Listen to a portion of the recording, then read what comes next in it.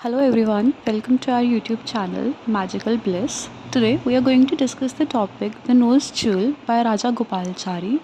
जो राजा गोपालचारी है उनका कंप्लीट नेम है चक्रवर्ती राजा गोपालचारी, जो एक Indian writer, lawyer and even independence activist भी हैं। ये इंडिया के फॉर्मर होम अफेयर्स के मिनिस्टर भी रह चुके हैं।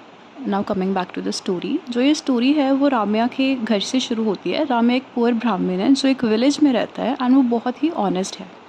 ऑन द अदर हैंड उसकी वाइफ है जो वो बहुत ग्रीडी होती है एंड हमेशा ही उसके डिमांड्स रहती हैं, जिसकी वजह से दोनों में काफ़ी झगड़ा, काफ़ी कॉन्फ्लिक्ट्स रहते हैं।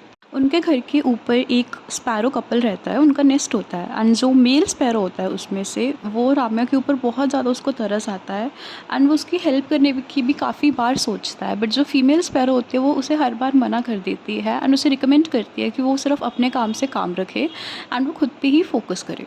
फिर एक दिन क्या होता है, जो मेल स्पैरो होता है उसको एक डायमंड स्टडेड नोज़ ज्यूल मिलता है, जिसे हम हिंदी में बोलेंगे नाक में पहनने वाली एक एसेसरी।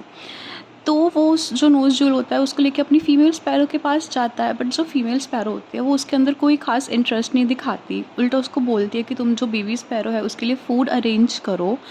तो वो वहाँ से चला जाता है एंड जो वो ज्यूल होता है उसको वो ज़मीन पे ही गिरा देता है, जिसको कि बाद में राम्या की वाइफ जो है वो पिक कर लेती है एंड उसे पहन भी लेती है। एंड जब शाम को उसका हस्बैंड जो राम्या खुद होता है वो घर पे आता है तो वो पहले तो उसके ऊपर गुस्सा हो जाता है एंड उस पर डाउट करने लगता है कि तुम्हें इतनी एक्सपेंसिव ज्वेलरी किसने गिफ्ट की या कुछ भी कि तुम्हें इतनी एक्सपेंसिव ज्वेलरी किसने गिफ्ट की या कुछ भी, जिसके ऊपर कि उसकी वाइफ बताती है कि उसको ये किसी ने गिफ्ट नहीं की बल्कि उसे ये ज़मीन के ऊपर गिरी हुई मिली। जिसके ऊपर कि राम्या रिस्पॉन्ड करता है कि हमें जो ये है इसको जो विलेज का हेड है, जो मुखिया है, उसको दे देनी चाहिए ताकि वो जो इसका ऑनर है, जो एक्चुअल में ये ज्वेल जिसको बिलोंग करती है उस तक ये उस पहुँच जाए।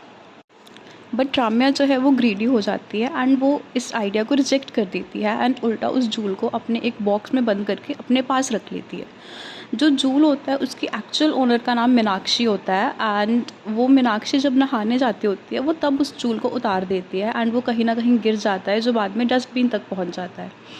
तो मीनाक्षी को अपनी जो मेड सर्वेंट होती है उसके ऊपर शक होता है। इवन वो पुलिस में भी कंप्लेंट करती है। जो वो मेड होती है उस बेचारी के घर की तलाशी भी ली जाती है बट वहाँ पे कुछ भी नहीं मिलता।